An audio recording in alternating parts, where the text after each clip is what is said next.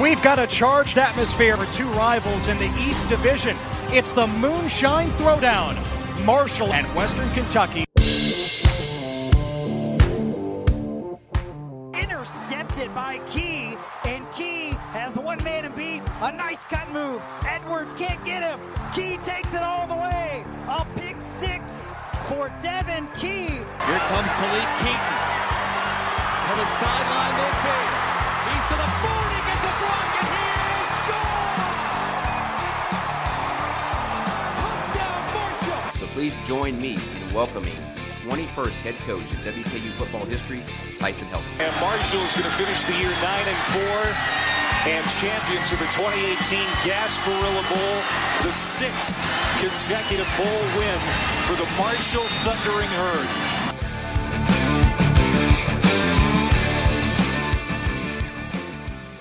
Welcome back to the Moonshine Throwdown podcast, Bowl Edition. Regular season is over. The bowl bids are out. Western Kentucky is going bowling. Marshall is going bowling. And this week on the Moonshine Throwdown podcast, we are going to preview the Bad Boy Mowers Gasparilla Bowl that will see Marshall take on American Athletic Conference foe UCF. And we're going to preview the Serve Pro First Responders Bowl. That's going to see the Battle of the Westerns. Western Kentucky will take on Western Michigan. Ought to be two fairly interesting games. So we'll break them down here. I got Trace with me right now. Stephen has promised he will be available today. So he will be late to the party, but he will be there to help us preview the Serve Pro First Responders Bowl. We got a lot to get to. We're going to talk bowl games. We're going to talk Conference USA superlatives, all conference teams, all that good stuff. And we even got a few season-ending house cleaning notes, roundups, superlatives of our own that we're going to get into. So let's talk about it, Trace. We got the Bad Boy Mowers Gasparilla Bowl. Second straight year Marshall's come to Tampa to play the Gasparilla Bowl and play an American Athletic Conference opponent. Last year it was the South Florida. This year it's Central Florida. The Knights come into this game 9-3 on the season. Those three losses were to Pittsburgh, to Cincinnati, and to Tulsa, and all three were on the road. They finished second in the American East Conference, right behind Cincinnati.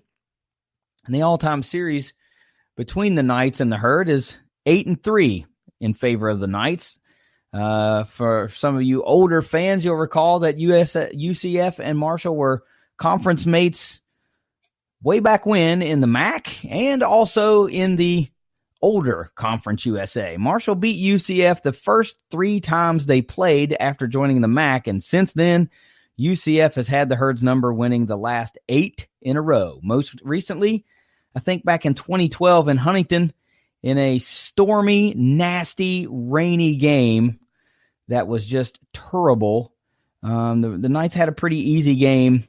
I think they won something like 28-7 or something like that. I don't recall the exact score, but I was looking at it earlier. So let's talk about the game itself. It's going to go down Tuesday, December 23rd at 2:30 p.m. Eastern on ESPN. The only game that day, so the Herd's got a prime time slot for bowl viewing.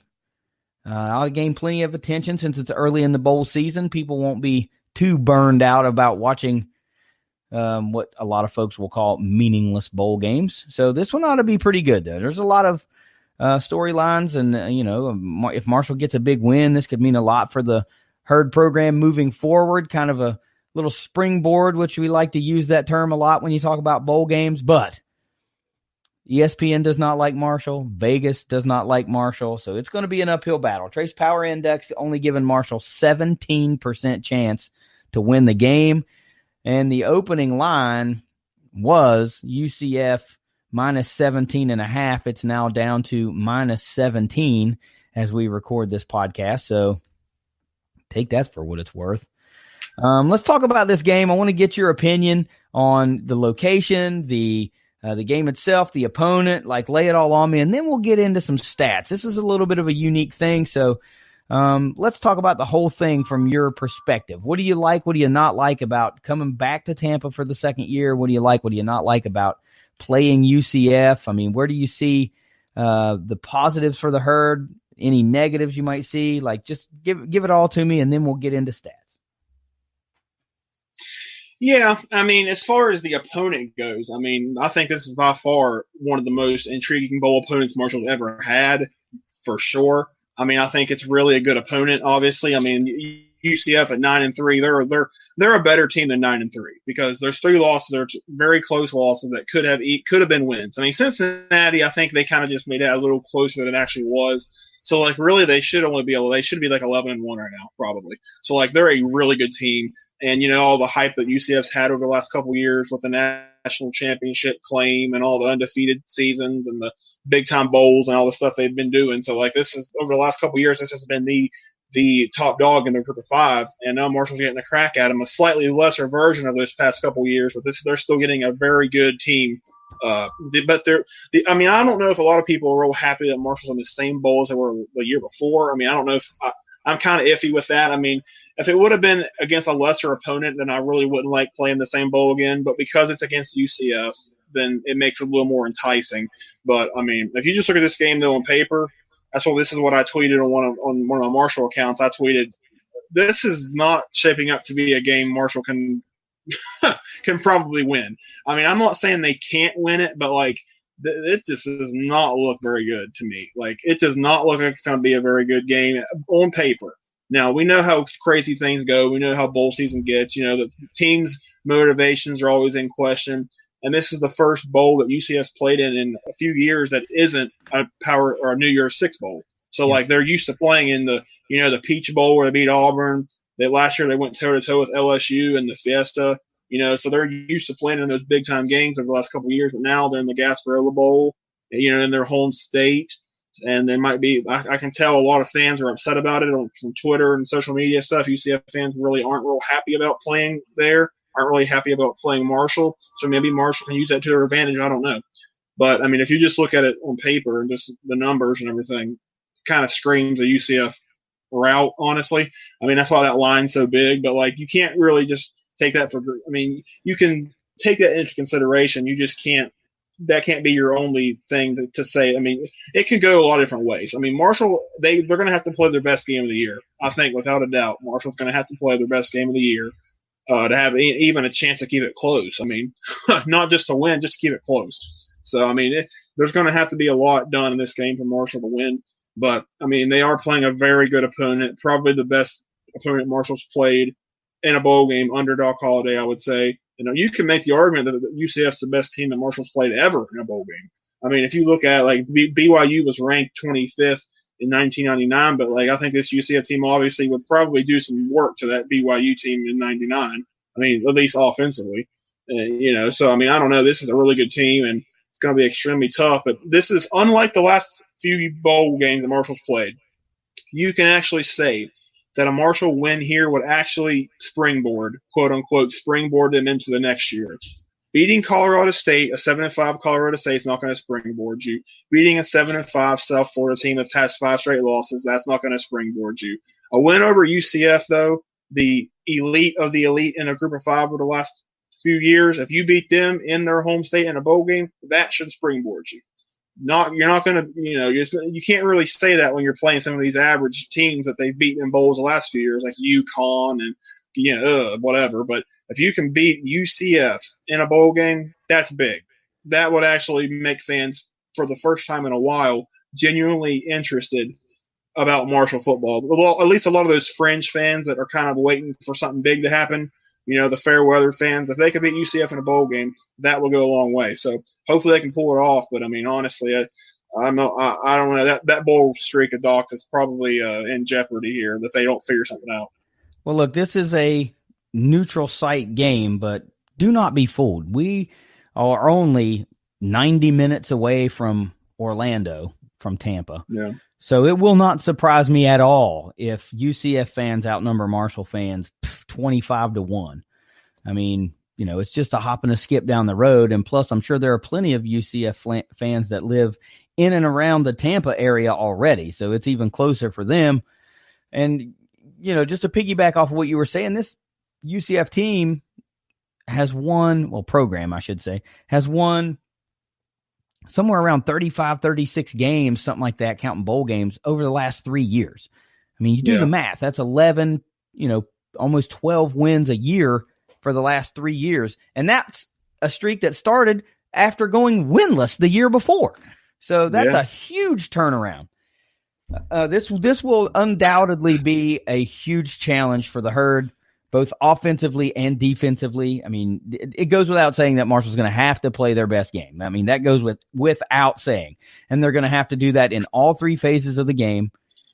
Every little area where they could have a mistake or they have been bad or subpar all year, they're going to have the best effort all year long, especially things like kick coverage, those little areas that you've been griping on all year long. I mean, you can't give UCF the opportunity to start at the 40 or 50, even once, you can't do that. So let's talk about some stats here, just general stats between the Herd and the Knights: points per game, points allowed, yards per game, and yards allowed.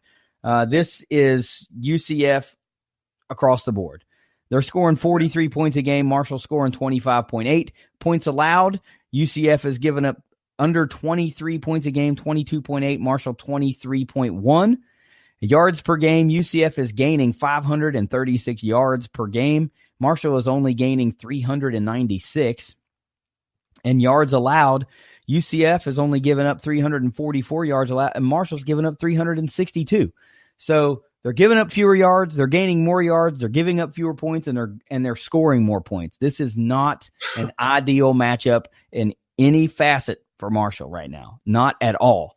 So one thing we could talk about that may have a slight impact on the game is that I saw earlier today, and we were talking about this beforehand, that UCF offensive coordinator's name has been popping up as basically the favorite for Lane Kiffin to have joined his staff at Ole Miss. So, we might see a coach departing, before the bowl game, but I don't really know if that'll have a huge impact because, the Knights head coach Josh Heupel, and he was an offensive coordinator at Missouri before taking the head coaching job once Scott Frost departed. So it's not like he doesn't know how to call plays, but you never know. It's bowl season. So you don't know what's going to happen. Maybe UCF has some NFL type caliber players. I know they do for sure because I wrote some of them down, but maybe some of those guys are like, you know what, I'm going to forego the bowl game and I'm going to just prepare for the NFL. That kind of thing always seems to happen. I mean, there's also weird stuff like, somebody might be academically ineligible because of their grades or something like that, and they'll have to set out the bowl game. I mean, I'm not saying that. It's just always those things that happen during bowl season. So there are any number of things that can happen that can give Marshall a more of a puncher's chance in this bowl game, but it is a daunting uphill battle, to say the least. So Herd better bring their A game. At least they'll be sunny and pretty because it's been gorgeous here in Florida while you guys are freezing up north. Hate that for you. Let's talk about some players.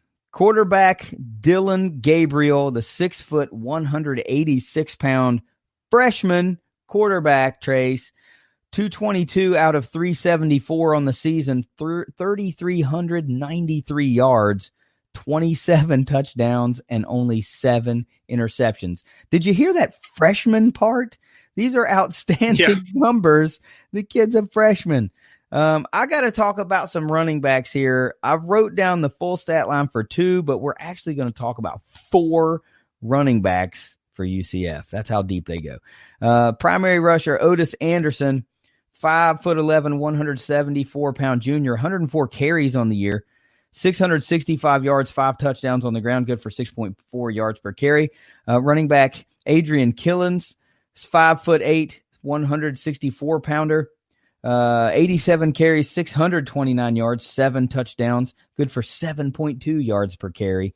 I mean, that's 1,290 yards between 2 guys. Then we're going to toss in 2 other running backs, Bentavious Thompson and Greg McCrae. They combine for another 162 carries for 979 yards and 14 touchdowns on the ground. So you got 4 running backs that are combining for all of them are over 500 yards rushing. All 4 of those guys. Wow, that's pretty deep. A couple of wideouts to look out for. Gabriel Davis is by far the most talented wideout on the field. No slight against Herd receivers, but this guy is a legit NFL talent. 6'3", 212-pound junior, 72 catches on the season, 1,241 receiving yards, 12 touchdown catches, 17.2 yards per reception. That 1,241 yards, that's number 5 in the country in receiving yards. He's legit. Wide receiver Trey Nixon, the 6'2", 180-pound junior, 47 catches for 776 yards and 7 touchdowns, 16.5 yards per catch. Marshall's secondary is going to be tested like they have not been tested all season long, folks. Defensively, I went a little bit of a different angle this time. I wrote down the leading tackler, the leading sack getter, and the leading interception grabber instead of just the 3 leading tacklers.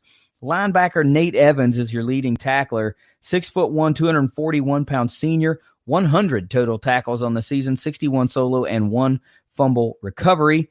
Defensive lineman Brendan Hayes, 6'3", 293-pound senior, just 15 tackles on the season, but 7.5 sacks and 1 forced fumble. A force. Good Lord. And cornerback Antoine Collier, the 6'3", 195-pound junior. Yeah, 6'3" corner. 68 tackles, 45 of those solo, 1 sack, and he's the leading interception man with 3 interceptions for the Knights. These guys have size across the roster. So the numbers that we were just talking about looks even worse when you start looking at heights and weights of these guys at positions that you usually don't see. You don't see 6'3" corners all the time. So, this is going to be a tough one. So let's talk about, what do you think Marshall's got to do to go into this Gasparilla Bowl and kind of maybe catch UCF slipping and pop them on the chin and get a win? Oh, well, first point I wrote down is Marshall has to score their most points they've scored all year against FBS competition. Point blank fact. That's what it has to be. Ho-hum, 25 points a game. No rinky-dink, 25 points a game. You ain't got a chance in the world. They will absolutely blow you out of the building if you think you're going to win that game scoring 25 points. Another little nugget on that. You talking about UCF averaging 43 points a game. You know how many times Marshall scored 43 or more this whole season? Once. You know how many times they've done it against FBS competition? None. 0. They have not scored 43 or more against a single FBS team all year, and that's what UCF averages. All right, so this is just not a Marshall's going to have to put up points here. I mean, they're going to have to find something. Isaiah Green's going to have to channel his inner Rakeem Cato, and he's going to have a great game. He can't be his regular self, no offense, but he can't be his regular self. He's not got. It's not going to work. 1 touchdown, 1 interception, 175 yards. That's not going to win you this game. Even if Brendan Knox carries it 35 times and rushes for 200 yards, that UCF will give him that because they know they're not going to.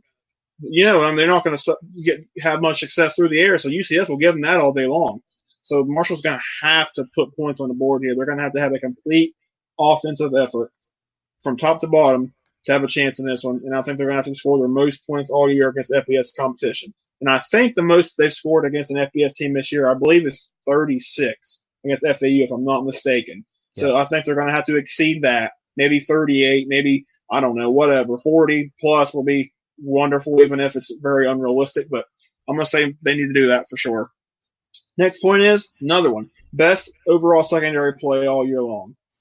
I mean, I don't know exactly how you wanted to determine that, if you wanted to make it with interceptions or passes defended or whatever, pass breakups, but it's going to have to be the best overall of the season because we know how inconsistent Marshall's secondary has been. Even Chris Jackson, the number 1 corner, I mean, all of them have been inconsistent. It's no disrespect, but that's just how it's been. They've not been the best at times this year. We've seen it, that Charlotte game. I mean, heaven's sake, so many pass interferences where it was just a technique, just terrible. Like, you just have to play better than that. And UCF, they are going to air it out. And they are going to attack because that's what they do offensively. This is a bad potentially a really bad matchup for Marshall. Marshall's secondary against these talented UCF receivers, but the secondary is going to have to do something. They're going to have to really dig down deep and have a great game, because if they don't, they will literally get eaten alive and spat back out. Like, it's not going to be pretty. So the secondary is going to have to step it up like they haven't done all year. Next point is, Marshall offensively, they need to run plays that they haven't ran all season up to this point. They're going to have to, like I said, 25 points a game isn't going to work. Well, Doc-onomics isn't going to work here. You're going to have to go out there and you're going to have to play unlike Marshall offensively. You can't just run up the middle and throw 2-yard passes. It's not going to, UCF will laugh you out of the building if you're going to try to win a game doing that crap against UCF. They will laugh you out of the building. You're going to have to open up the playbook like you haven't done all year. I mean, I'm not saying run a trick play every play, but I'm saying you're going to have to really shake it up. I mean, just some formation changes and just schematic stuff would be big, but like they're going to really need to throw in some plays that they haven't ran this year, maybe a handful or something like that. I mean, like they say, it's a bowl game. Open up the playbook, play to win. It's a bowl game. So they're going to have to do that and then some in this game. And then my last point is play harder than them, because like I said, going into it, a lot of people are questioning UCF's motivation in this game because there's a lot of stuff going on. Fans aren't happy with this bowl and who they're playing. You know, offensive coordinator might be leaving. Players might be sitting out for the NFL. There's a lot of little scenarios going on for UCF right now. So and if Marshall, and we know how much Marshall takes pride in playing in bowls. I mean, God, they take more pride in bowls than they do playing for a conference title. But they're going to have to play harder than them, because if they think they have a chance if UCF comes out there and they play their hardest, if they play 100% effort, I don't like Marshall's chances. Marshall's going to have to do more than that. They're going to have to go out there, lay it all out there, leave it all on the field, as the old saying goes, and that's what's going to have to happen. And one more point I was going to bring up earlier, talking about offensive, how different both of these offenses are. I found a really interesting stat here too. UCF runs a lot of plays. Like, they like to go fast, like kind of like Marshall used to do with Cato a couple years. You know how that goes. And UCF likes to do a lot of that. They're 6th in the FBS in plays per game. Marshall is 88th in the FBS in plays per game. Massive difference. So it's just a contrasting styles of play. You can just see it. So Marshall's going to have to, like I said, really going to have to get it going on offense. I mean, coaching wise, play calling, offensive, just flat out execution is going to have to be at a very high level in this one. Well, I can't disagree with anything that you said, really.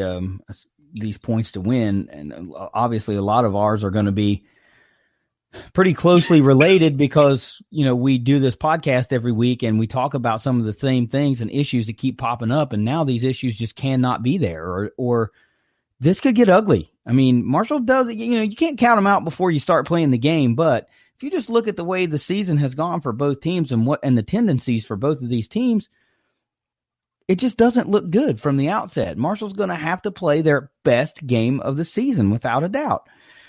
And number one for me, the point to win is you can't play passive. You have to play aggressive. You've got to go punch for punch with these guys and just kind of see where you stand when the dust settles.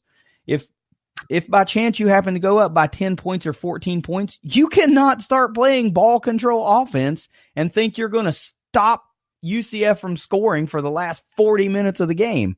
It's not going to happen. I have a friend that I work with, and he's a UCF grad, big UCF fan. And on my way to work the other day, they had announced a bowl game, and I said, all right, man, you need to try to get the day off because the Herd's playing the Knights and the Gasparilla Bowl. We're right here. You got to go.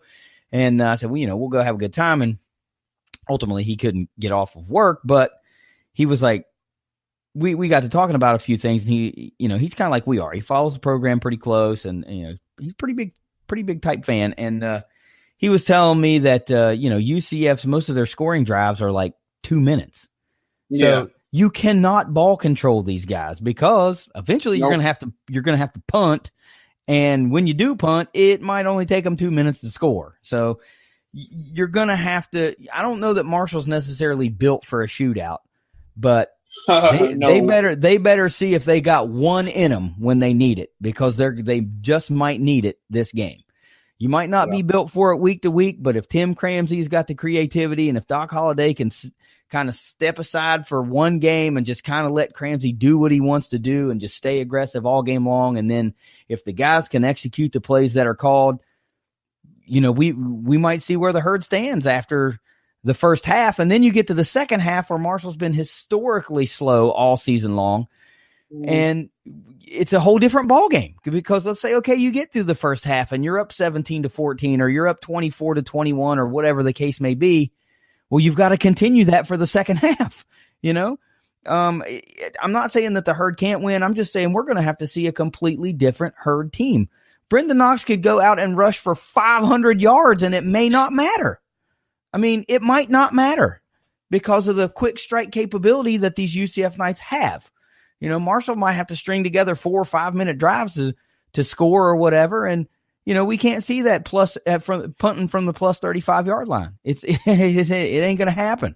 You're going to have to take the chances. You're going to have to be okay with taking the chances. And I mean, that to me is the number one most important point. You've got to play aggressive football. Number two, you said it, and I agree. You have to cover in the secondary. You can't just run with a guy and then get a PI call, or run with a guy and not turn your head around. And, you're going to have to play cover football to the best of your ability if you're in the Marshall secondary, because these guys can absolutely light up a scoreboard. This is probably the most talented stable of wideouts that they will face all season long. And it's not just one guy. It's the number one guy just happens to be really, really good. And 2, 3, and 4 are no slouch either. So you're going to have to cover. You're going to have to, you said have probably the best day in the secondary, and you don't know what that means. Well, I know what it means. It means you're not going to be able to afford to have 2 or 3 PI calls, because if they see that that's working, who the hell do you think they're going to throw at all game long? Yeah. Whoever keeps getting a PI call, why would you not throw at the guy? So you're going to have to prove that you can cover these really good, really tall, really athletic receivers without getting a flag thrown and without letting them complete the passes. Number 3, I mean, Marshall's strength this year has been run, and they're going to have to run. Poor Brendan Knox might be the tiredest dude on the field by the end of the game, but they're going to have to run. And they're probably going to have some designed runs in there for Xavier Gaines, more than 1 or 2. Sheldon Evans is probably going to have the biggest game that he's had all season long. I mean, this is going to take a concerted team effort to just run, especially if Isaiah Green comes out and he's cold to start the game. That right there just says, okay, we're going to have to try to figure something out until he can warm up a little bit. And the only thing you can do is run. And number 4, I just talked about Isaiah Green. He's going to have to go over 60%, at least 60% completion percentage, and not a single solitary turnover. No picks, no fumbles, no bad snaps, no nothing. He's going to have to play flawless football. He's the only guy on the field, unless they have special packages and direct snaps for Xavier Gaines or something like that. He's the only guy on the herd team that's going to touch the ball every single play. So he's got to be sure-handed with it. He's going to have to step into those throws. He's going to have from the final regular season game to this bowl game is where he's going to have a developmental stride. We're going to have to see mechanics better. The read's going to have to be better. The accuracy is going to have to be better.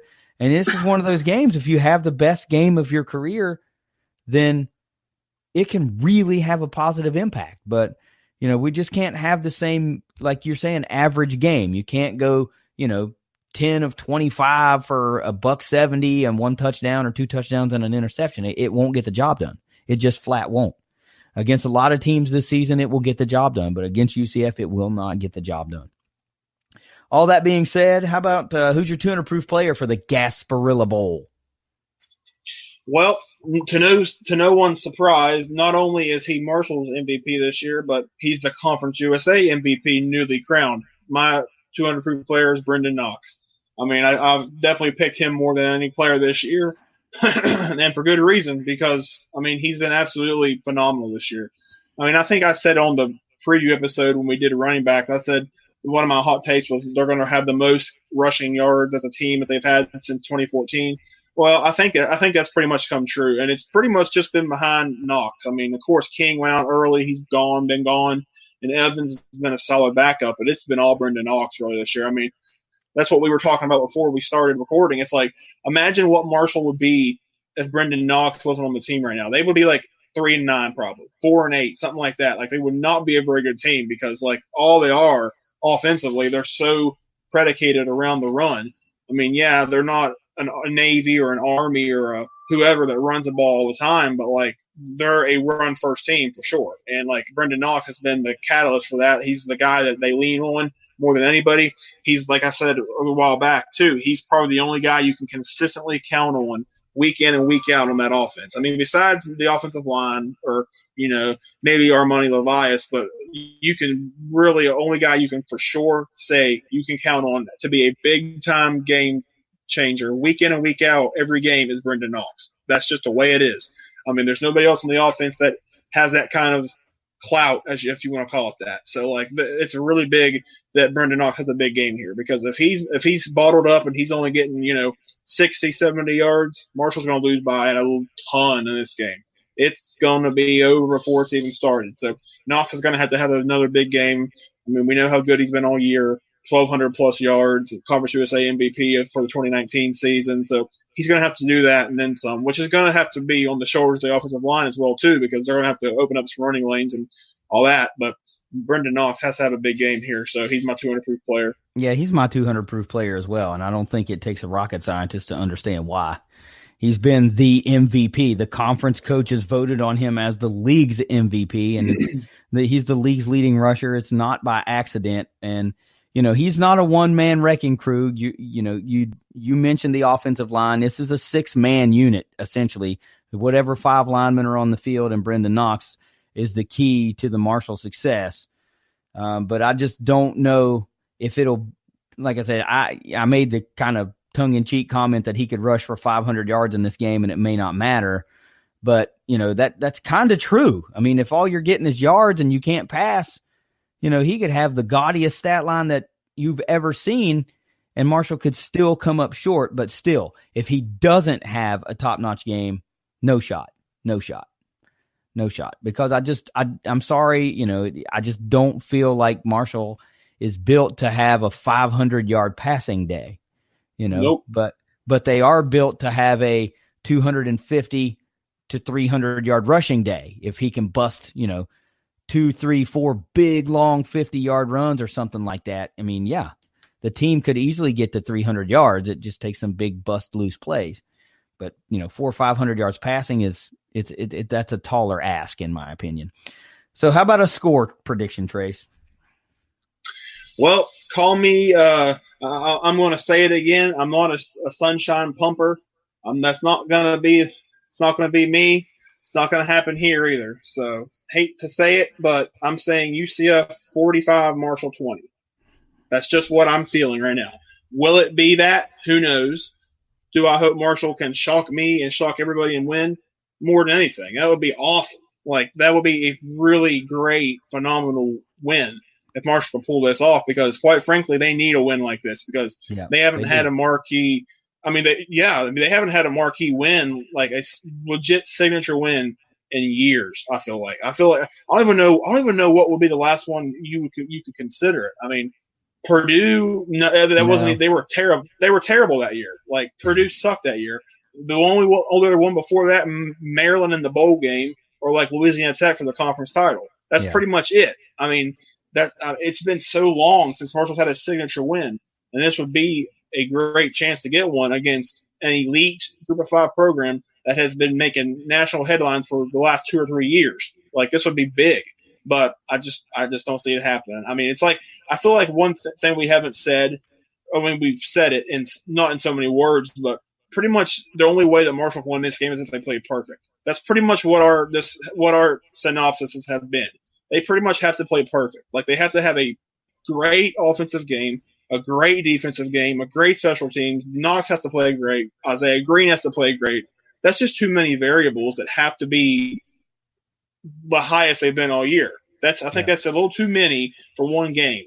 I mean, and to be frank, there's not been much instilled in us as fans to think that that's going to happen, because I mean they've been inconsistent as all get out all year long, and we never know what we're going to get from them week in and week out. And we know what we're going to get from Brendan Knox, but my God, he can't play every position.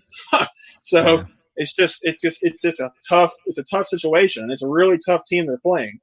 And I mean, if you're into like the computer rankings and stuff, I looked at the Sagarin ratings the other day, and they have UCF at 27th, and they have Marshall at 85th. So it's a pretty big difference there. I mean, so I don't know.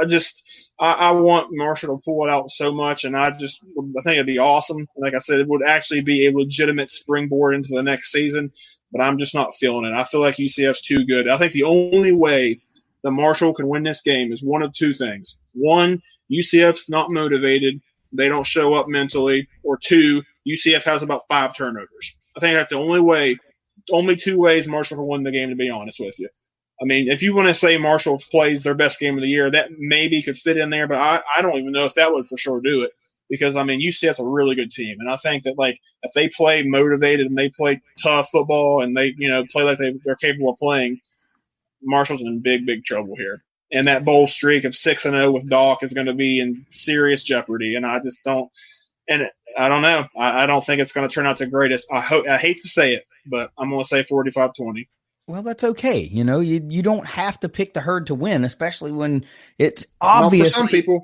It's obviously an uphill battle in this game. Obviously. I mean, UCF is a notch above anybody in Conference USA. And I can say that wholeheartedly because they played the Conference USA champion this year earlier in the season, and they beat the dog snot out of FAU 48-14.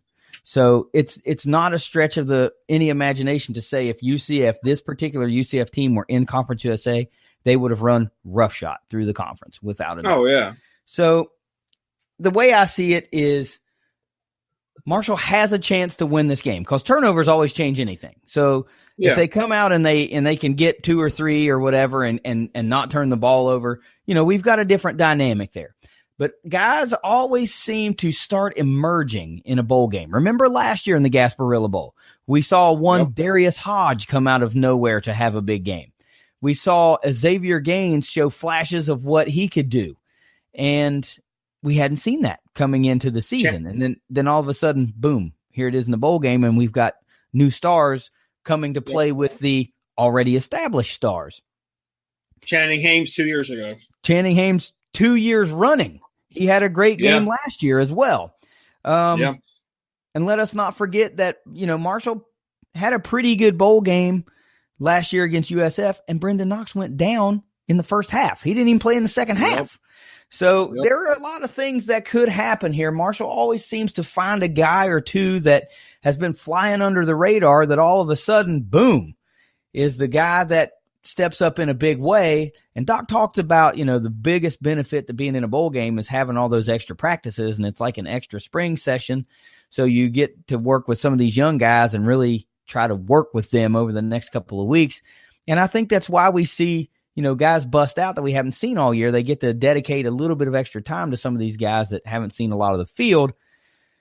And I think this would be a great time for players like Talik Keaton to have a big day through the air, Brock Thompson to have a big day through the air. These guys that UCF won't have a lot of film on to catch them slipping a little bit.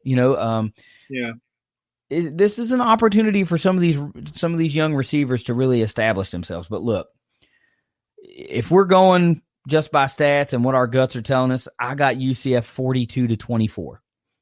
You throw a couple of turnovers in there and some things go right for Marshall. This could be a close Marshall win. The only scenario I can't see happening is a blowout Marshall win. I could see a close Marshall win. I could see a fairly decent margin, maybe like a 10-point Marshall win, maybe. Or I could see a UCF blowout. If Marshall plays passive and UCF just attacks all game long. So a lot's going to have to go right for Marshall, a lot. And then they're still going to have to hope they catch some breaks. But don't count them out in a bowl game. If it's one thing we've learned, you don't count Marshall out when they're playing for the 75, and you don't count Marshall out in a bowl game. So until the whistle blows, we'll see how it plays out. But I don't like how it looks on paper. Whew, that's a tough one. That's a tough one to preview. So before we get Steven in here, he's still running a little bit late. So I guess this will basically be the Marshall segment instead of just being the preview segment. Trace, let's talk about some postseason. Well, I guess it's regular season superlatives. Let's get your takes from how the team looks. We'll get some MVP calls and stuff like that from you. I think there's 1, 2, 3, 4, like 6 or 7 things we'll talk about because I'm interested to see where you're at now that the regular season's over from where you were at heading into the season. So I don't really think I need to ask you this question, but I'm going to ask you this question. So who's your offensive MVP for the Herd this year? Pretty much goes without saying. It's one Brendan Knox.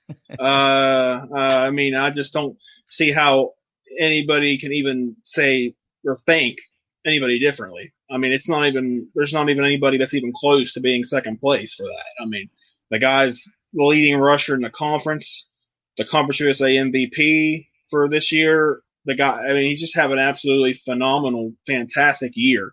And he's completely carried the Marshall offense a lot this year. So Isaiah Green's just had another just okay season compared to, from a freshman to a sophomore, he hasn't made a big jump. We know that. It's been okay at best. And then the receivers, we know the issues they've had there. Levias has had a good year at tight end, and Gaines has had a good year and stuff. But there's nobody else that's even close. It's definitely Brendan Knox for sure. Yeah, it's Brendan Knox and everybody else. But again, I have to keep reiterating this, and I know you agree with this. It's Knox and the line. He can't run without the blocking, and they've done a fabulous job of opening holes for him and allowing him to at least get to the second level to where he can make a move or something like that and try to go for more yardage. So it's actually the entire run game. I mean, if you got to pick one, it's Knox, but this is a 6-man effort. Like I said before, it's whatever 5 linemen are on the field and Brendan Knox because it's absolutely them for the offensive MVP. So how about defensive? This is a little tighter because I feel like you could go one of maybe 3 ways here, but who's your pick for defensive MVP? Yeah, if I was going to break it down for 2 players, it'd be 2 linebackers. So I'm going to go with one of those linebackers, and the guy I'm going with is Tavante Beckett. I mean, first team all-conference guy this year. Just an absolute stud this year. I mean, we heard some good things about him, transfer coming in and going to be able to play this year. But, man, he has absolutely taken off this year. I mean, he's been absolutely a workhorse on that defense. Just a guy that is so consistent every week. He always is making 10-plus tackles, I feel like. He's always wreaking havoc. Just a great player. And I'm so – at least as of now, really happy that he's back for next year, unless he leaves early or something, which, I mean, you can't ever cut that out anymore. But, I mean, I feel like he'll be back next year, and he'll be the absolute catalyst for that Marshall defense. And with hopefully Jaquan Yulee's back healthy next year, hopefully he's back to his old self. Those 2 in the linebacking unit is going to be tough. So Beckett, no doubt, my defensive MVP, although Amari Cobb has had a great year too, and he would be number 2 on my list. Yeah, I agree wholeheartedly. It's 1 and it's 1A, with Beckett and Cobb. I mean, half a tackle per game separates them. Both have been tremendously impactful. But it's Tavante Beckett. I wish that, Conference USA would have released the order of finish kind of, for the Newcomer of the Year award, because I tweeted that yesterday that I thought Ty Storey would probably be the Newcomer of the Year, and it turns out that he was. And I also took it a step further and said it could actually come down to Ty Storey and Tavante Beckett. And I would love to know if Beckett finished second in that running, because he first team all conference. I mean, you said it. He's just a beast at the linebacker position in this conference. He was everything he was advertised to be and then some, which is kind of a rarity. Usually guys kind of live up to the hype. Very rarely do they live up to the hype of how good they are and then overachieve that hype. But Tavante Beckett absolutely did it. And absolutely no slight to Amari Cobb. He should have, could have, and I don't know. I think he could have been in first team all conference linebacker as well. But hey, it is what it is. He lands on the second team, but man, what a season he had as well. So who's your special teams MVP, Trace? I mean, I got a feeling where this is going. Well, it's a pretty easy call now, especially considering there's more proof to back it up because he just won Conference USA Special Teams Player of the Year. That's right. That'd be the Western Kentucky killer, Justin Warwasser. I mean, the guy, what a year he had. Yeah. Absolutely great year. I mean, what was he, 17 to 20 on field goals? Wasn't that what it was? Something like that. Just something like that. He just didn't miss hardly any kicks, and he didn't even miss a single kick until about week 9 or 10. I mean, and he just has had a great year. I mean, of course, everybody's going to remember that 53-yard game winner against Western and the Moonshine Throwdown, and just what a game and what a season he's had. An absolute beast year. I mean, Marshall hasn't had a season like that for a kicker in a long time. And I was thinking about this earlier. I don't think Marshall ever had a Conference USA Special Teams Player of the Year before. I don't think. I mean, maybe I'm forgetting somebody, but I don't think they have. So this is rare air for them, especially for a kicker, because Marshall sort of had some iffier kickers over the years. I mean, they've had some ups and downs with the kickers, but Warwasser has been an absolute stud this year for them. He has been so consistent, a guy you can count on, a guy that literally won them a game. So, I mean, it's got to be him for the MVP, no doubt about it. Yeah, pretty amazing stuff. You were right, 17 out of 20 on the year. That long was the 53-yarder that we saw to win the game over Western Kentucky. It doesn't count that he hit it 3 times in a row, but he did. Even more impressive, I mean, that was his lone kick over 50 yards, so he was 1 of 1 over 50, 5 of 6 on kicks between 40 and 49. That's something that's pretty amazing. 33 out of 34 on extra points. I mean, just a great season. I remember I told you guys I met him last year when I went to pick up my bowl ticket, and he told me, he was not satisfied with the season he had last year, and he was motivated to be even better, and boy, did he back it up. Yep. I mean, coming out and being a Conference USA Special Teams Player of the Year, winning a game, a rivalry game, Mr. Consistency. I mean, wow. It was a unbelievable season. And you mentioned you're not sure if Marshall had another Special Teamer of the Year. I don't know either. The best one I could think that might have had a shot at winning it would be Justin Haig, since he was MVP of the Conference USA title game back in 2014. I don't think he won it, though. I don't even think he won it either. But still, what a great season by Justin Warwasser. Okay, here you go. So who turned out to be your breakout player for Marshall this year? Offense, defense, special teams. Who's the guy? You know what? I'm still trying to think about who I'm going to pick for that. I'm going to come up with the answer, but like, there's several guys that like you. You can have more than one. I don't care. No, I'm going to make it tough. I'm going to do one, but like I'm going to mention a few guys at least as potential candidates for that. But like, I mean, if you look on the offensive side of the ball, I mean, I would consider the season Armani Levias had kind of be a breakout year because he literally led the team in receptions, leading receiver as a tight end. We know the issues they've had at receiver this year, Obiolo being out, other guys not making plays a lot, Green missing guys. There's just been a lot of stuff going on there.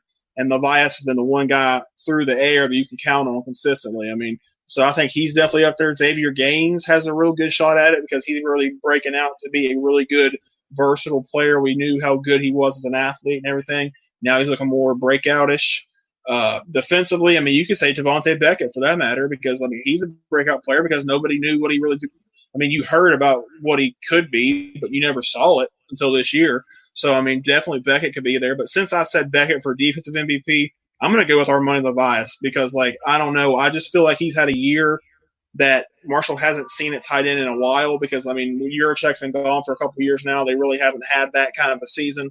They're used to having some really good years at tight end, but like this is probably the most vintage one they've had in a while in terms of, a really big year for a tight end. But so I think Levias has really been just because of, and it helps that he's been so crucial for Isaiah Green in the passing game. He's been such a crucial part of that. So I think that has to be taken into consideration because Gaines, I mean, yeah, he's had a good year in his own right, but he's not been nearly leaned on as heavily as Levias in the passing game. So I'm going to say breakout for Armani Levias just because he's had a year that was really needed for them to keep afloat offensively. Well, I mean, there's nothing wrong with that pick, but to me, Levias was here. He's been with the Herd for a couple of years. He's put up numbers. So the absolute breakout player Never has done it in the Conference USA, never did it in a Herd uniform. And when you earn it, you earn it. And it's Devontae Beckett, without a doubt, coming out of nowhere to transfer and be a first-team all-conference player. I mean, 10-plus tackles a game, countless forced fumbles, fumble recoveries, big plays. I mean, he's the guy. He's the breakout player. Nothing wrong with Levias, but I just feel like Beckett earned it. I mean, the stats back it up. So what is your play of the year? Yeah, I think we know where we're heading with this one. I think we know where both of us are going here. Yep. It might involve a certain field goal. It was the field goal that won the Moonshine Throwdown 2019. Justin Warwasser for 53 yards for the brand, dominating, making the same kick 3 times. 2 of them didn't count. Just a phenomenal moment. I mean, it was just awesome. I mean, that was about the most lively and energetic the crowd's been at the Joan in a while when he made that. Excuse me. But, yeah, it was an awesome game and then an awesome moment for him to make that field goal like that and win a huge rivalry game at the buzzer, walk-off, probably the first walk-off field goal Marshall's made at home in probably 2 decades or more, something like that. I mean, just a great, great moment. And definitely, in my opinion, it's just a field goal kick, but, like, that has to be, in my opinion, the play of the year, unless I'm just forgetting something that's escaping me. Yeah, I'm not being biased here because, the show that we are on, but it is absolutely that play for Marshall, without a doubt. This is a rivalry game-winning kick in the rain. The whole sequence, the whole 2-minute real-time whatever sequence that went on with the icing and him pumping, hitting all those kicks, which actually indirectly added more pressure on him to hit the third kick.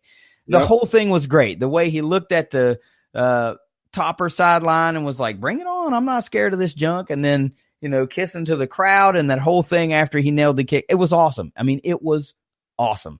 If you're on the other side of this rivalry, it's probably the worst play of the year for you, but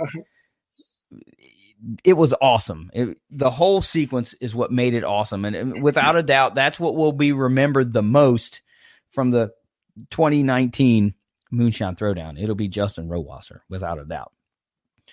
So what was your best team performance by the Herd in the 2019 season? Well, I'm hoping it's the Gasparilla Bowl, but since that game hasn't happened yet, I'm going to say the Louisiana Tech game, the blackout game. I think that's definitely the best win Marshall's had all year. Louisiana Tech, a very solid, very good team. I mean, we know that they were missing a few players, but you can't really you can't just write off the win as a fluke because of that. They played a really good game against a team that still had a lot of good players and a team that was riding an 8-game winning streak. I mean, it was a big emotional win. Everybody knows how big that game is for Marshall, and everybody says, how big of a must-win it is. And thankfully, they got it done in impressive fashion in the 31-10 final. They really played well. Even with the guys out for Louisiana Tech, quarterback and a couple guys, that was a great win. So, in my opinion, that's definitely the best overall team win of the year so far. But like I said, I'm hoping that changes. Well, I mean, we can't see the future. If we could, that'd be okay. But up to this point, I'm with you. The best team performance, and these are regular season awards, so it doesn't matter if we are playing the bowl game or not. This is a regular season recap. So, yeah, the best performance is for me, too, is Louisiana Tech. It is the most complete game Marshall has played all season long. So they're going to just have to have that times about 2 or 3 coming up for the Gasparilla Bowl. But that was by far the most complete, best team performance of the season. The game against Louisiana Tech where the Herd playing for the 75. And it doesn't surprise me. They always crank it up a notch when that happens.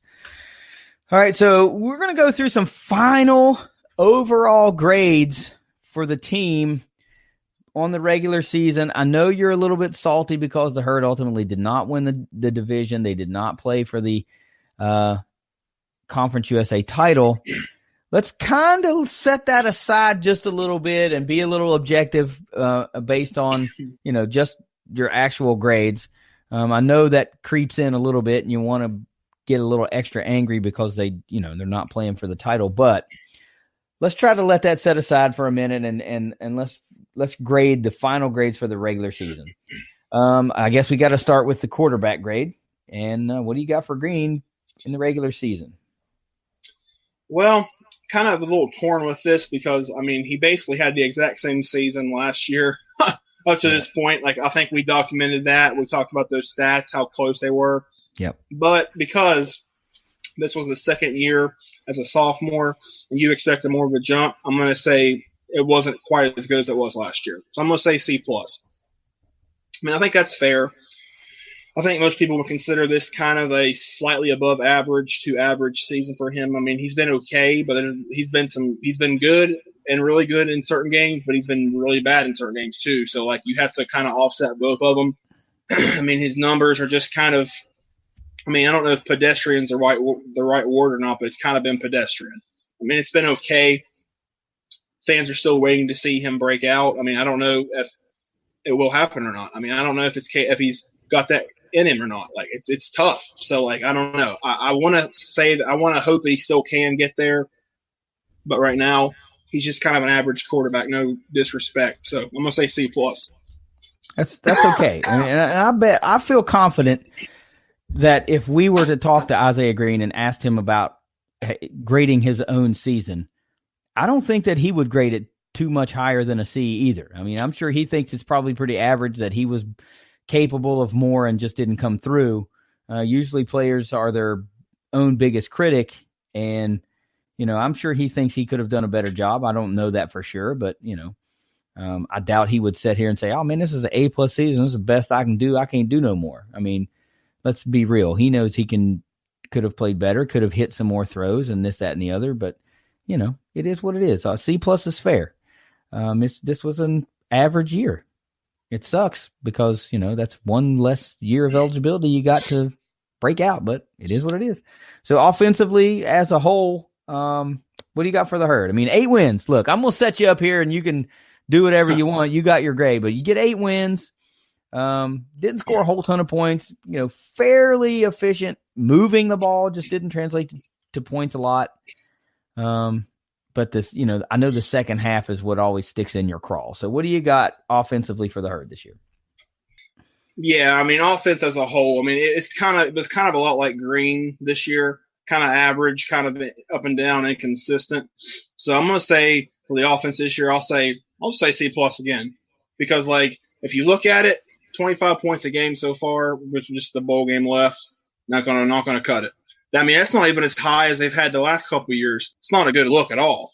And like there was a lot of people talking about how this would be a bigger year offensively and they would score a lot more points and all that, and it just hasn't come to fruition. I mean, if you look at it, total yards, they've actually gone up a little bit in total yards compared to the last couple of years, but points it goes down, so it pretty much just offsets. And we know how well they've run the ball this year because of Knox and the O-line, but the passing game and just all that has just been very average this year.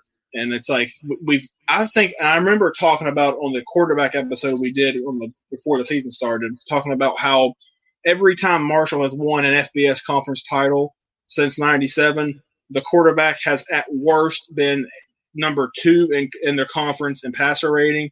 I haven't looked at it stat up, but I guarantee you Green is nowhere near second in Conference USA in passer rating.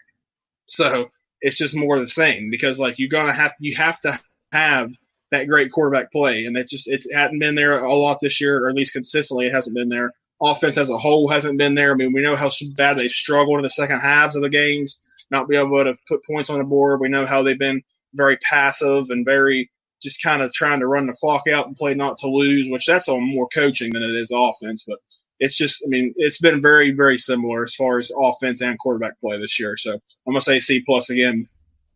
Well, I mean, so usually, like you just said, as the quarterback goes, so goes the offense. So it doesn't surprise me that both of them are getting a C+. Things are about to get on an uptick, though, I feel like, because we're about to give the regular season defensive grade. Lots to be happy about on the defense, to be honest. Some games, of course, you'd like to win, but if you're not moving the ball, generally the defense is out there a little bit more than you'd like them to be. So let's talk about it. Final regular season grade for the defense for the Herd. Yeah, I mean, I'm kind of torn between two grades here, but I'm going to say B for the defense. I'm going to say B because they had another good year, another kind of top 4, top 5-ish kind of year in Conference USA, you know, scoring defense and points allowed. points per game. They were up there in that echelon, which I kind of thought they would be, even with several big losses from last year. I kind of still projected that they would be, a top 4 or 5 defense in the conference, which they've been. But I mean, it hasn't been quite as good as they were the last 2 or 3 years defensively, or at least 2 years. It hasn't been. It's been very solid. It's been consistent enough to where we're keeping them in games, obviously, because we know how much the offense has struggled. So the defense has definitely kept them in games this year, and they did enough to lead Marshall to where they wanted to go as far as a conference title. But it was the other side of the ball that wasn't living up to their end of the deal. But defensively, I mean, yeah, there's some issues at times this year. I mean, we know how Cincinnati just railroaded them. We know how they kind of struggled at times against mobile quarterbacks, Middle Tennessee, Charlotte. Ohio's quarterback ran a lot on them, even though Marshall won the game. So they had some issues there. Secondary had some issues. We know how much that they kind of struggled at times, just too many bad pass interferences. They got torched a few times. But, I mean, overall, though, the defense was definitely solid. It wasn't, great. It hasn't been as great as it had been the last number of years, like 2014, 15, 17, 18. It hasn't been quite to that level, but it's just barely a notch below. It's not much lower than that, but it's a little bit. It's just a notch below it. So I'm going to say B. Not bad. I mean, you can't give them an A because they didn't, shut down every opponent. And some games kind of slipped away, but B's fair. All right, here, look, I feel like this is a yin and yang type grade for you as well. Special teams, we saw based on the awards that the conference handed out, special teams had a pretty good year. But when you talk about other parts of special teams, like kick coverage, that really drives the grade down potentially. So what do you got overall for special teams? Yeah, it's kind of a tricky one, honestly, but I'm going to say B again. I'm going to say B because I think the kicking game was strong this year. I mean, if you look at Warwasser, obviously he was strong all year, making the field goals and being special teams player of the year in the conference. We know that. We know how Lefebvre's done, how he's had a really good year. I think, probably better year than he had last year. We know they've done good in those aspects, but yeah, the kickoff coverage, my God, it was horrible a lot this year. But I will say, even as bad as it got this year, it never cost them one game. The kickoff coverage did not cost them one game. Did it help them? No, but it didn't cost them any games. So I can't quite penalize them too much for that, even though it was just irritating the living crap out of me all year long. And just like a lot of fans, it was. But, and then the punt returns were okay. They've still kind of struggled to find a guy that they like to keep back there consistently. You'd like to see a punt returner emerge. Kick returns have been okay. There's been a couple spots there with Sheldon Evans and people doing some pretty good returns and stuff. So overall, though, special teams have had a pretty good year for sure. Outside of kickoff coverage and a couple little things, the kicking game was strong. So that kind of leads the whole charge. So I'm going to say B again for the special teams. Yeah, that's a mixed bag. But, man, I'll tell you what, how awesome. You sit back and you think, okay, you're probably going to have a good shot at landing a first-team kicker. Matt Beardall has just been like Mr. First-Team long snapper forever. These guys were phenomenal. It was that other stuff, the return and the return coverage, to where it kind of fell short, But for the actual routine, I guess if you can call it special team stuff, the field goal kicking, the extra points, the stuff that matters with points all the time, great job. So how about the coaching effort? Man, I always like when I get to the coaching effort because you always start to get feeling some kind of way when we talk about these coaching staff, and I never really know what I'm going to get from you. So what do you got for the coaching effort for the 2019 regular season? Oh, well, you don't know what you're going to get from me, and quite frankly, right now, I don't even know what I'm going to get from me. I have so many thoughts in my head about the coaching this year. I don't even know where to start. It's been so polarizing. Up and down, inconsistent, argued over with fans. It's been a huge year for right or for wrong, and for both of them, quite frankly, for the coaches this year. It was viewed as a year where Marshall should have won the East Division. They were picked to win the East by the coaches, by the whatever Conference USA people before the season, and they didn't do it. But yet they have 8 first-team all-conference players, the special teams player of the year, and the conference MVP, and you still don't win the division. Sorry, you can't. That's a bad look. I mean, you're not going to have very many seasons where you have 8 first-team all-conference players. They just don't come along like that. Like, this should have been the team that got it done. I mean, there were some holes in this team, obviously, but like this should have been the team that got it done. I think a lot of that has to be taken into consideration, has to be looked at from the coaching perspective, because we know how the offense was, just didn't live up to expectations, period. Couldn't score a lot, did not hold up their end of the deal. Defensively, I liked the year they had overall. Was it all sunshine and roses? Was I happy with it all? Absolutely not. I mean, some of the stuff was a little bit bad, a little bit iffy, the soft coverage, all that stuff. And they struggled a few times this year, schematic-wise, and they couldn't quite match up well and adjust. The coaches didn't adjust the greatest. And then, I mean, I don't know. It's just I'm kind of torn with it, but I'm going to say it was kind of an average coaching year. So I'm just going to say C, because I don't really know, quite frankly, what to say, because, I mean, God knows if you say anything about them, you might get attacked on Twitter about it. No shade there, but I don't know. I'm not gonna, like I said, I'm not a sunshine pumper. I won't ever be that. So that's just where I am with it.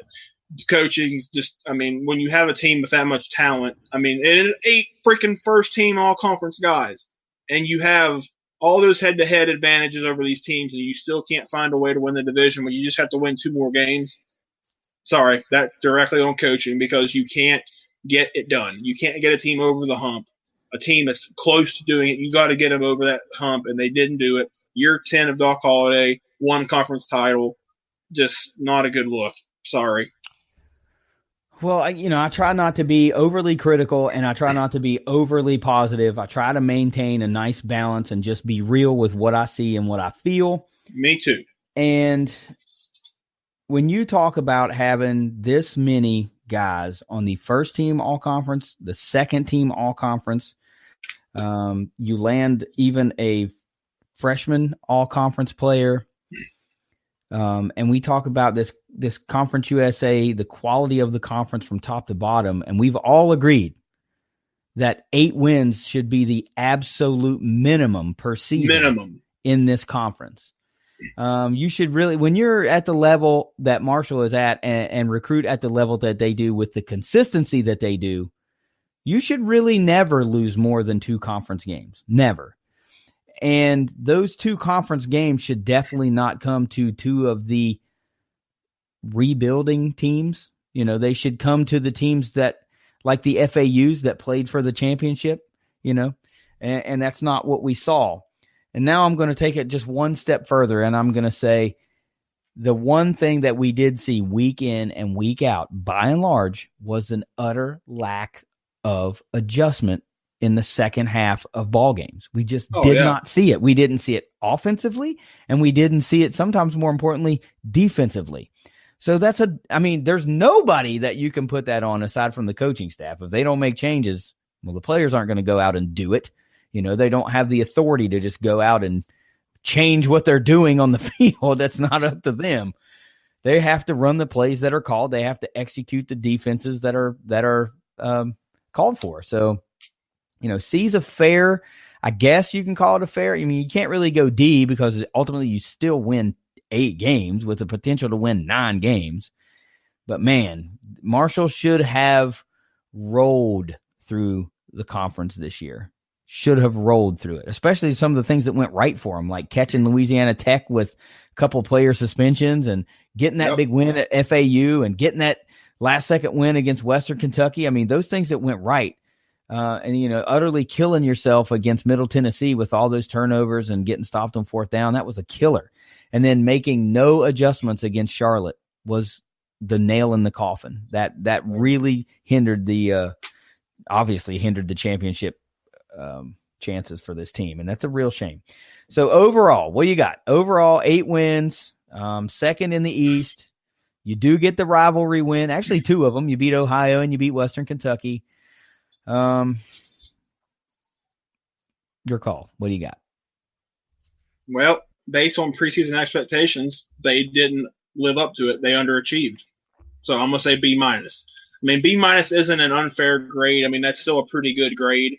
But, like, when you're picked to win the division and you don't win it, you're not living up to expectations. You're not doing what you're supposed to do, period. End of story. I mean, everybody knew heading into this season, the fans were on Doc's case about getting them back to the title game, winning a conference title, and he didn't get them back to the conference title games, even though they had everything perfectly lined up. I mean, 8-4 is fine and dandy. It is. It's fine and dandy. But after a while, nobody cares about 8-4 when you're not playing for. It's just the way it is. Marshall fans, for right or for wrong, have a championship or bust mentality at this point, and that's a mentality that Doc Holliday helped create. And now it's almost like they're trying to dismiss it because, it seems like now it's just like they're happy with whatever circumstances happen. No matter if they win 7 games in a bowl, 8 games in a bowl, or no conference titles at any, it's like they don't really think it's that big of a deal. And like you just don't see the I don't know what the word is. You just don't see the effort put into really trying to get back to a conference title. Like they barely even bring it up. I mean, it's like that before in years past, like you would listen to Doc and like his first few years in Marshall when he was still, a new head coach and everything, you would hear him every time he would say, yeah, talking about if it's a great win or not. Well, he would say, until we win a conference title, we're not going to be satisfied. I want to see that back again because they won one, but that doesn't make you a made man at all. It doesn't make you a made team or a made program. That means you won one title. If you want to be considered great, you got to string together more than one title, especially in this Conference USA in 2019. That's just the way it is. So overall, B-. I mean, winning records are fun. Whatever, beating good teams. They beat some good teams this year, so got to give them credit there. That's good. Don't know about the bowl game yet. I don't really like their chances, quite frankly. So, I mean, if they lose the game and go 8-5 with no bowl win, no division title, no conference title, sorry, that's average to me. But like right now, based on the regular season, I'll say B-.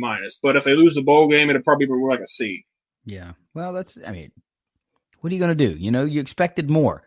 A lot of fans, even some of the ones that don't want to admit to it now, were pumping up. This is going to be a 10-win team. And should have been. Now, some of those same folks are like, I didn't say that, but they did. Yeah. They absolutely did. They were pumping up 10 wins. It's a conference title. This is our year, yada, yada, yada. And it just didn't pan out that way. But, I mean, I'm with you. I'd like to hear more from Holiday. You're the leader of the program, dude. You have to say stuff. The tone gets set with you. And if you get in front of the microphone every week and you are in front of it saying, we are not satisfied until we get to the conference championship game. We will not be satisfied until we hoist the trophy one more time or another time. And, that's the kind of stuff you want to hear. No, nobody wants to hear, bring your toughness and leadership because you're going on the road. Good. They want to hear that you are also as hungry for wins as they are hungry to see wins. That's what they want to see, And we talked about this before, not on air, of course, just in our conversations, that sometimes it gets misconstrued amongst the fan base that a yearning to see more from the program gets misconstrued as not supporting the players. And that is not the case. We always cheer for these players. We want them to absolutely succeed in everything that they undertake, and we support them win or lose. But that doesn't mean that you don't want more for your program. I mean, good Lord. So that confusion, that idea that any demand of more means you don't support the guys that are there, that's just got to go away because that's not what it is. It's not what it is. Now, some folks are a little bit more vocal and a little bit more rude than others, talking about this guy sucks and he shouldn't be playing. But that's not what we do. That's not how I feel, you roll with who you got. And if that's who's playing, then that's who you support. And when the decision makers make the decision to make a change, well, then you support that guy. But, I'm not the type of guy that's going to say, such and such needs to be benched because he's terrible, or such and such is a liability or whatever, because I just don't feel that way. I just feel like you support who's out there, win or lose. It's not my job to make personnel decisions. It's my job to support the players that you put on the field. But as a fan, I am not going to be happy as a fan of any team unless my team is playing for a championship every single season. Until that gets old, until I'm the Alabama fan that goes to the national title every single year, and that gets old and we got to figure out how we can play the Patriots in the Super Bowl, then, that's what I want to see. I want to see a conference title every year. I want to see a meaningful bowl game against a tough opponent. I want to see an access bowl slot. I want to see pushing, more and more pressure to have to expand the playoff, because now you've got 6 or 7 G5 teams in the top 25 or something like that, Yeah. That's just where I'm at with it. So let me run down these Marshall Conference, all conference players real quick. And then I got one more question for you, and then we're going to get out of here. So let's run down. You mentioned 8 guys on the first team. I'm just going to run down them real quick. Landing on the first team, all conference team, running back Brendan Knox, center Levi Brown, defensive lineman Channing Hames, linebacker Tavante Beckett, defensive back Chris Jackson, place kicker Justin Rowasser, long snapper Matthew Beardall, punt returner Talik Keaton. Landing on the second team, all conference, offensive lineman Kane Madden, tight end Armani Levias, and linebacker Omari Cobb. And landing on the all freshman team, Talik Keaton once again. Honorable mention, a couple of guys that the Herd got on there, defensive back Najee Johnson and linebacker Darius Hodge. Individual awards, the Herd really racked up, man. Brendan Knox named Conference USA MVP, which we said several times. Justin Rowasser, Conference USA Special Teams Player of the Year. I mean, pretty amazing stuff. But I got to ask you one thing. I've got one comment I've got to say too, and this I think needs to be fixed before I get your last question, or ask you this last question. This is the only thing that needs fixed, in my opinion, when it comes to all conference teams. They list every single position here except for a holder. Why can't you put a holder on there, man? I mean, you got a kicker and a long snapper. Well, the snapper doesn't kick it straight or snap it straight to the daggone kicker. Somebody's got to catch the ball, put it down, and hold it. So I'm going to give a big shout out, because I think he earns it. If you got the first team all-conference long snapper and you got the first team all-conference kicker, it's a 3-man unit, dude. So the Moonshine Throwdown podcast, first team all-conference holder goes to Marshall Holder Jackson White, because you deserve it, man. You got jobbed because they don't pick that position for an all-conference team. So we're giving you the shout-out because you deserve it, my man. So here's my last question to you, Trace. Of all the guys that landed on Conference USA teams, even if they landed on the second team, you think they should be on the first team or whatever, who's the biggest snub for the Herd in relation to the all-conference teams? Oh, man. When I first saw the tweet about the teams, I quote tweeted somebody and said, this is pretty spot on for Marshall. It is.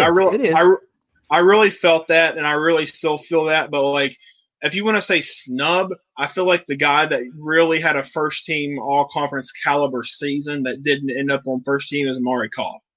Now, I feel like I said to somebody else on Twitter that I'm sure it was just down to okay, well, we can't put both of them on there because they're both linebackers from Marshall, so we don't want to look like we're, ganging up on everybody else or whatever. But, they were both great players this year. They were both very deserving of being first team. Now, I agree Beckett needed to be first team, but you can also make the argument that Cobb could have easily been first team.